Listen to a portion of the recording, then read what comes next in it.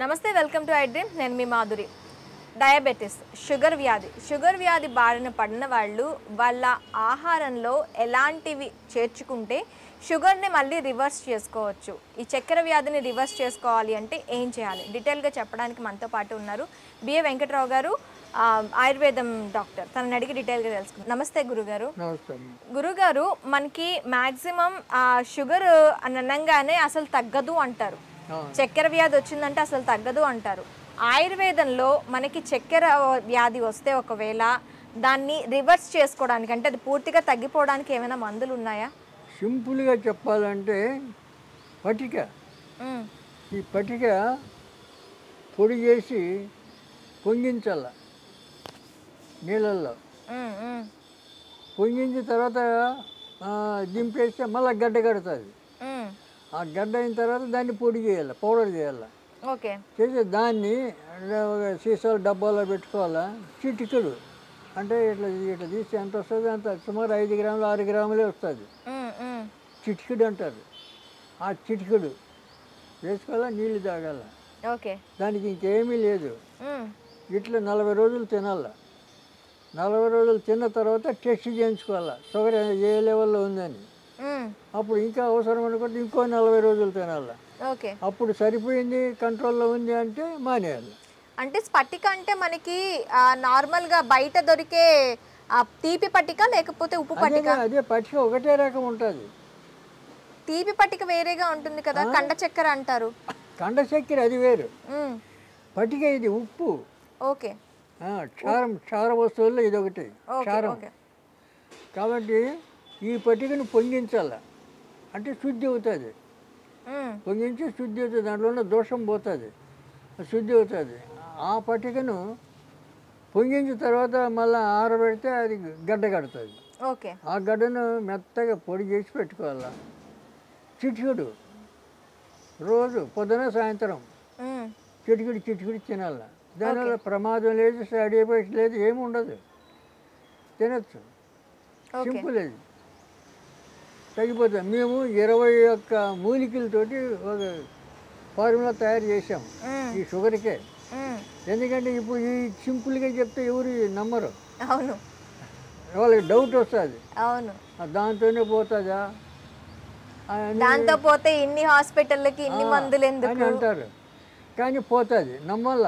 ఏదైనా నమ్మకంతో పని అవుతుంది. అవును, ఇక నమ్మనప్పుడు మేము 21 మూలికలు కలిపి చేసినాం. అవి పొడి చేసి మేము క్యాప్సూల్లో పెట్టి ఇస్తాం. ఓకే, హాస్పిటల్ ఇస్తాం. అవి ఇస్తే దాని మీద కాస్త వాళ్ళకు భరోసా. ఇక దానికి ఛార్జ్ అవుతుంది కదా, అది చెప్తాం. ఇంట్లో ఉచితంగా చేసుకునేది ఏది వద్దు, డబ్బులు పెడితేనే నమ్మకం.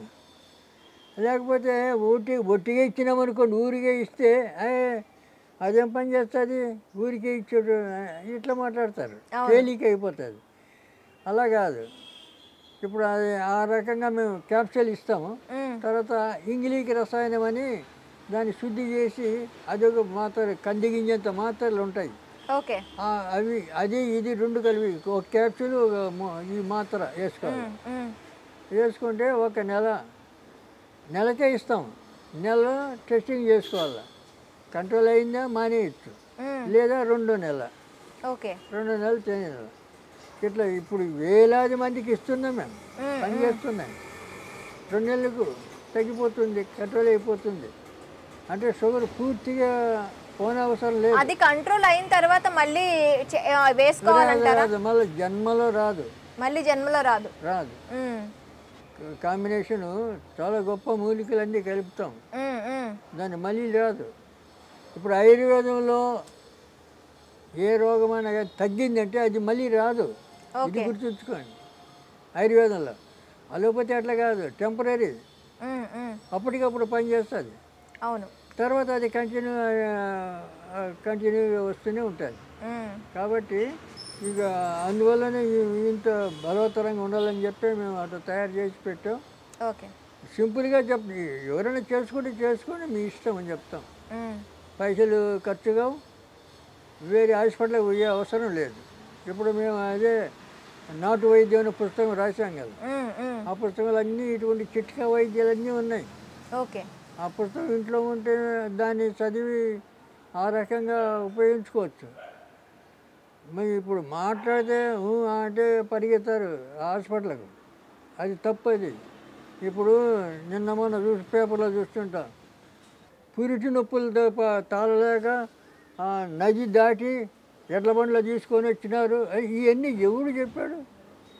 ఇంట్లోనే పురుడు చేయొచ్చు. ఏమి లేదు, సింపుల్. అవన్నీ చేయరు. అప్పుడు ఇదివరకు పూర్వం మంత్రసానులన్నీ ఉండేవాళ్ళు. అవును. ముసలమ్మలు వాళ్ళే చేసేవాళ్ళు. ఇప్పుడు మేము 10 మంది మేము పిల్లలం. మా అమ్మ ఏ హాస్పిటల్ పోలేదు ఎక్కడ. అంత నార్మల్ డెలివరీ. వీళ్ళు కావాలని పోతారు పని కట్టుకొని. దాన్ని మళ్ళీ పేపర్లు వేస్తాడు. నది 3 కిలోల నది దాటిపోయినారు, 5 కిలోలు పోయినారు, 6 కిలోలు పోయారు, పురిటి నొప్పులతో ఉన్న ఇలా మాట్లాడారు. అన్నీ దండుగా చేసే పని. ఆ అవస్థలో వీళ్ళ అవస్థలు చూసి డాక్టర్లు ఇంకా పెంచుతారు. అవును. డబ్బు వేలు బిల్లు వేస్తారు. అది బాగుంటుంది ఇలా. ఇంట్లో ఏమీ లేదు. ఇవి మేకప్ ఇంటికలు ఉన్నాయి కదా, ఆ మేకప్ ఇంటికలు బాగా పిసుకాలి. నెయ్యి వేడి చేసి ఆ నేతిలో కలిపేయాలి. ఆ నెయ్యి ఒక సగం పెద్ద గ్లాసు, దాంట్లో సగం తాపించేయాలి, ఒక సగం ఏమో ఈ భాగం అంతా రుద్దాలి. 5 నిమిషాల్లో పిండం బయటపడాలి. ఏం నొప్పులు లేవు, ఇప్పులు లేవు. ఇటువంటి చిట్కాలు చాలా ఉన్నాయి. మరి ఎందుకు పరిగెత్తారు? అంటే పరిగెత్తాడు. బండ్లు కట్టుకొని పోయినాం, మోసుకొని పోయినాం, సైకిల్ మీద తీసిపోయినాం. ఎవడు చెప్పాడు నిన్ను బొమ్మని? ఇది చేసుకోవచ్చు కదా, చెయ్యరు. ఎందుకంటే చాలా మందికి తెలియదు, తెలియక పాపం అలా అవస్థ. తెలియక కొంతమంది తెలిసినా కూడా వాళ్ళు పోతారు. ఎందుకంటే 60-70 వేలు కట్టాలి కదా. వాళ్ళు ఏం చేస్తారు? అనవసరంగా ఆపరేషన్ చేస్తారు. అవును. చిన్న ఆపరేషన్ పెడతారు. అనవసరం ఇవన్నీ ఇచ్చేస్తుంటారు. మరి దాన్నే నమ్ముతారు, అక్కడే పరిగెత్తారు. వాళ్ళు మనం చెప్పినా కూడా వినరు. అట్లా అప్పుడు ముసలమ్మలు ఉండేవాళ్ళు, వాళ్ళు ఏ బాధ లేకుండా కాన్పు చేసేవాళ్ళు ఊర్లలో. ఇప్పుడు ఊర్లలో పెద్దవాళ్ళు కూడా ఎవరు కనపడరు కదా. అవును. వాళ్ళు ఉండనీరు అక్కడ, అంత పంపించేస్తున్నారు. ఓకే గురువు గారు, థ్యాంక్ యూ వెరీ మచ్.